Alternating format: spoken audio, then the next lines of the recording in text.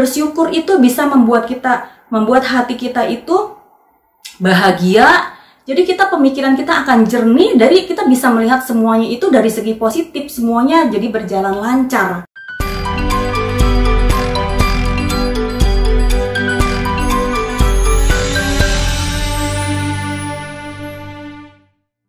Halo sahabat dalam Dharma, terimalah salam cinta kasih dari saya, Namo Buddhaya. Saya Erni dari Garda Dharma Angkatan keempat.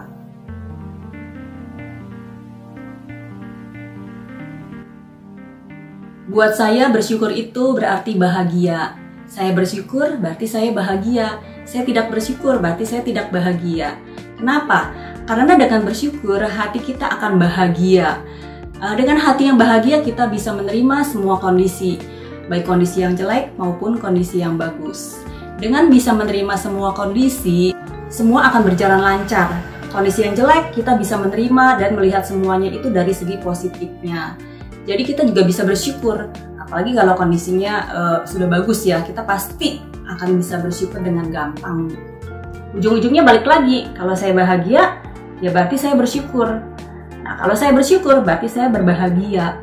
Contohnya, sebelum pandemi, saya buka usaha tempat les Sempoa, Inggris, Mandarin, Bimbel. Waktu itu kondisi terakhir itu saya punya murid 45 murid. Saya happy, semua berjalan dengan lancar.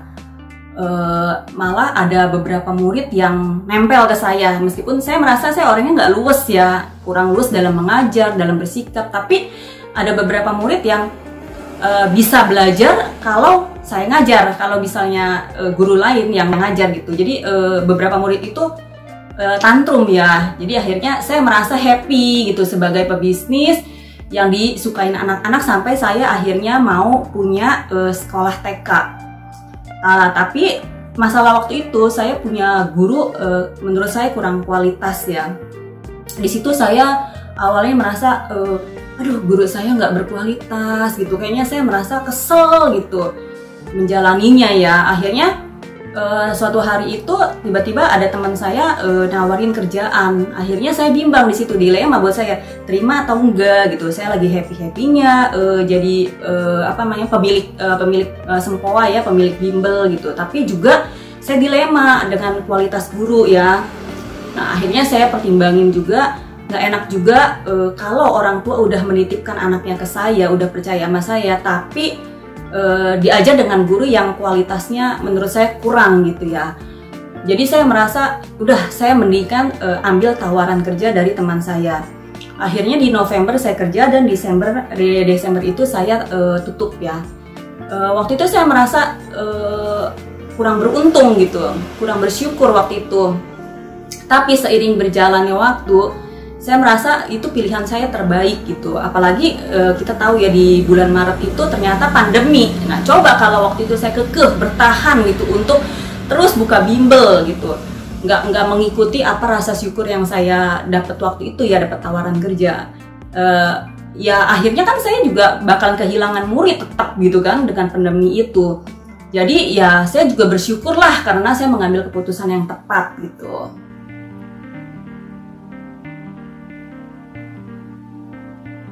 Karena semua bermula dari hal-hal yang kecil. Jadi kita bersyukur juga mulai dari hal-hal yang kecil.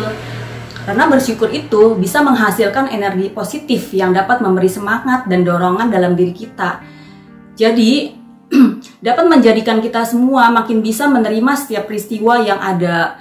Yang enak kita bisa terima, ya kan? Kalau yang nggak enak juga kita bisa terima gitu. Nah, semuanya itu kita bisa terimanya dengan happy. Nah, terus bersyukur juga menjadikan kita semakin kuat dalam menghadapi lika-liku kehidupan ini. Terkadang memang sulit ya untuk dilakukan, namun jika dilatih terus menerus, kita percayalah kita itu akan menjadi suatu kebiasaan yang baik gitu.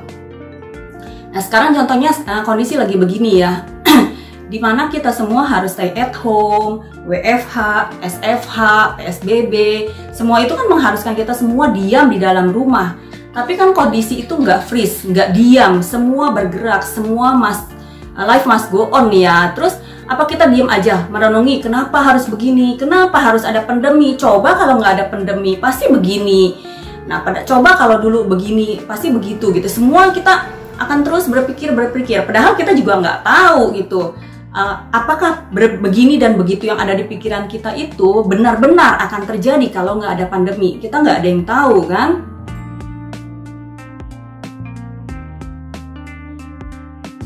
Punya keluarga. Kenapa? Karena keluarga adalah awal kehidupan kita. Dari mulai kita ada di perut mama, kita lahir, kita menjalani kehidupan sama ortu dan saudara-saudara kita mulai kehidupan baru di sekolah, di kampus, di kerjaan, dan akhirnya kita memulai kehidupan keluarga kita sendiri.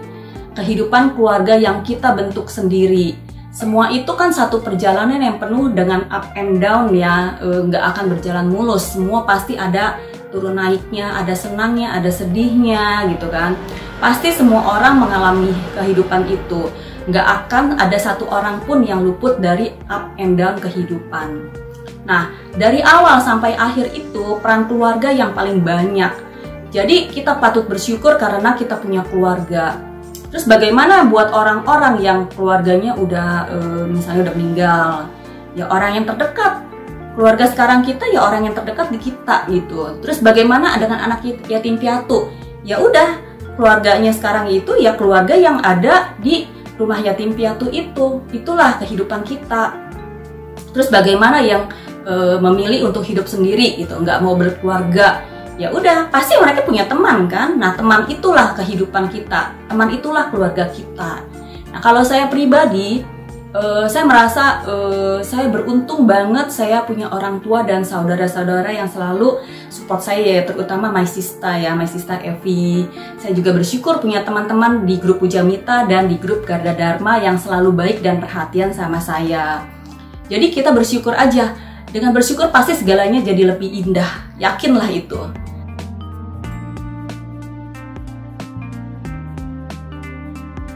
Saya bisa share mengenai bersyukur karena saya mengalami sendiri ya.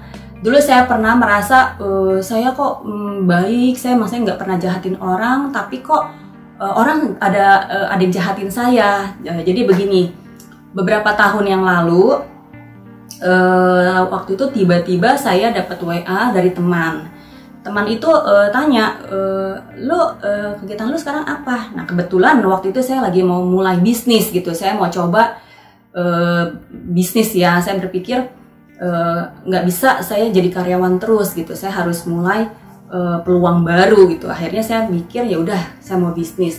Nah tiba-tiba pas teman telepon itu karena dia tahu saya mau bisnis, dia datang gitu, dia ngajakin join bareng. Nah karena kita punya visi yang sama ya, waktu itu saya mau kuliahin anak saya ke luar negeri ya, ke Singapura, dan dia juga bilang oh iya sama, gue juga mau katanya. Udah saya pikir oh iya sama, kita sama-sama ibu-ibu punya tujuan yang sama. Akhirnya ya saya bilang yuk kita bikin bisnis baru. Akhirnya saya waktu itu kita berdua ikut tender pendidikan, dapat tender pendidikan. Tapi berjalannya waktu ternyata saya salah ngambil keputusan waktu itu. Teman saya itu bohongin saya, nggak bagus ya. Waktu itu saya merasa terpuruk, saya merasa serba ini ya, maksudnya serba menderita gitu ya. Kok begini sih gitu. Padahal kan gue nggak jahatin gitu. Padahal gue selalu berusaha lurus-lurus aja hidupnya gitu. Saya merasa orang yang paling menderita waktu itu ya. Sampai semua materi yang saya kumpulin semua habis waktu itu. Tapi ternyata saya waktu itu salah gitu. Saya dapat teman yang baik, saya dapat teman yang siap selalu ada buat saya. Waktu itu dia selalu tanya, saya juga nggak segan-segannya untuk curhat sama dia gitu. Terus waktu itu anak saya sudah waktunya mau kuliah. Nah, karena ekonomi saya udah habis, saya minta maaf sama anak-anak saya gitu semuanya. Saya minta dipending kuliahnya. Akhirnya kuliahnya terpending 1 tahun. Nah di tahun kedua masih belum pulih ekonomi saya kembali minta anak saya dipending. Tapi ternyata ada teman yang baik sama saya ya. Ada teman yang mau ngasih pinjem uang untuk bayar biaya pendaftaran yang nilainya nggak kecil ya, untuk bisa kuliah sesuai yang anak saya mau di tempat yang berkualitas gitu. Nah teman saya itu yang istilahnya tuh maksa-maksa untuk ngasih pinjam ke saya gitu. Awalnya saya ya merasa nggak enak, tapi ya karena dengan ketulusannya ya akhirnya saya menerima pinjaman teman saya itu gitu. Akhirnya anak saya bisa kuliah dan berjalan lancar sampai hari ini gitu. Nah, pas anak saya bisa kuliah itu saya ada satu perasaan yang beda gitu. Saya merasa bersyukur banget gitu. Oh, ternyata kehidupan itu nggak selamanya nggak enak gitu. Rasa syukur itu langsung ada di hati saya, langsung saya merasa sesuatu yang berbeda. Nah, sejak itulah saya tahu, oh berarti saya tuh harus bersyukur, saya bisa bahagia gitu. Akhirnya sejak itu saya melihat segala halnya dari segi positif ya. Jadi segalanya di mata saya, oh bagus, oh begini, oh begitu gitu. Semuanya jadi bagus. Akhirnya ya menurut saya ekonomi saya mulai pulih ya dari situ sedikit-sedikit gitu. Kerjaan saya juga berjalan lancar gitu. Saya juga coba jualan online ya laku gitu. Ada lakunya lumayan lah buat kehidupan saya, sekeluarga ya. Jadi sejak itu saya tahu, oh kita itu benar-benar harus bersyukur gitu. Bersyukur itu bisa membuat hati kita itu bahagia. Jadi pemikiran kita akan jernih, dari kita bisa melihat semuanya itu dari segi positif, semuanya jadi berjalan lancar.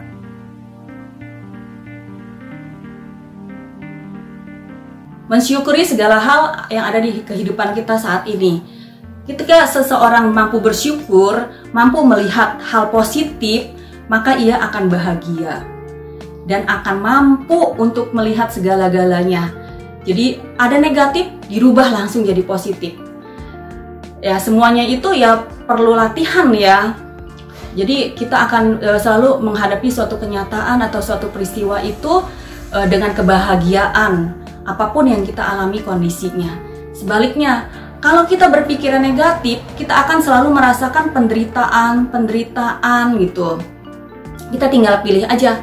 Kita mau bahagia, ya kita pilihlah bersyukur ya kan. Kalau kita nggak bersyukur ya udah nikmatin aja penderitaan. Ya kan, itu kan pilihan hidup kita, ya kan? Memang nggak gampang ya, nggak segampang yang kita ngomong ya, nggak segampang membalikin telapak tangan gitu ya. Tapi kita bisa mulai melatihnya kok.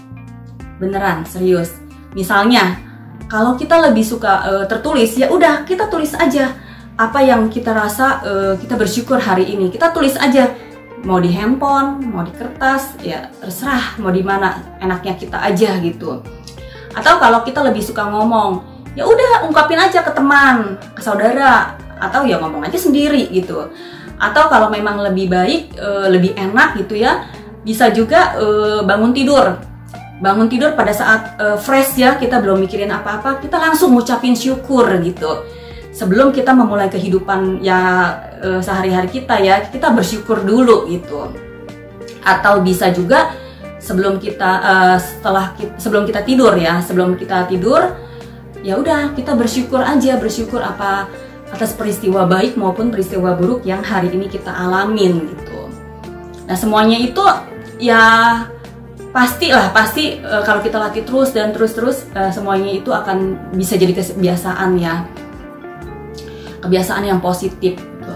Energi positif bisa dengan mudah mengalir ke tubuh kita jika kita pandai mensyukuri nikmat yang kita dapat ya. Pikiran menjadi lebih terbuka untuk melihat hal-hal yang kita sudah miliki, yang ternyata nggak semua orang bisa loh, ternyata nggak semua orang punya gitu. Memang ini semuanya ini akan membuat kita itu jauh dari perasaan gelisah yang sekarang itu kadang bisa kita rasain gitu ya. Atau kalau kita nggak bisa tulis, nggak bisa ngomong, nggak bisa mengekspresikannya, ya udah kita lakuin aja hal yang berhubungan dengan bersyukur. Misalnya kita masak, kita jago masak, ya udah masak aja makanan yang enak-enak buat orang tua kita, buat teman-teman, ya kan, buat bagi-bagi gitu. Atau kita bisa telepon mama papa kita gitu, tanya kabarnya. Nah kalau kita dengar mama papa kita dalam kondisi yang sehat-sehat aja, itu ada perasaan yang kita nggak bisa dapat dari apapun gitu ya. Kita senang banget mama papa kita kondisinya sehat di zaman pandemi ini, itu aduh, rasa bersyukurnya itu nggak bisa diungkapin lah gitu ya. Atau kalau misalnya ternyata orang tua kita ini lagi sakit gitu, kita gimana nih, nggak bisa langsung datang untuk ngelihat mama papa kita ya, cuma bisa melalui video call misalnya. Ya udah, kita bisa berdoa kok, banyak hal yang kita bisa lakuin ya. Hidup adalah belajar ya, belajar bersyukur meski tak cukup gitu ya. Ya, jadi kita jangan menunggu rasa bersyukur itu ada gitu, baru kita bisa bahagia. Tapi kita menciptakan rasa bersyukur, kita bisa bahagia. Bukannya kebalik, kita bahagia dulu, kita baru bisa bersyukur. Tapi kita bersyukur dulu, bahagia akan ikut datang di belakangnya gitu.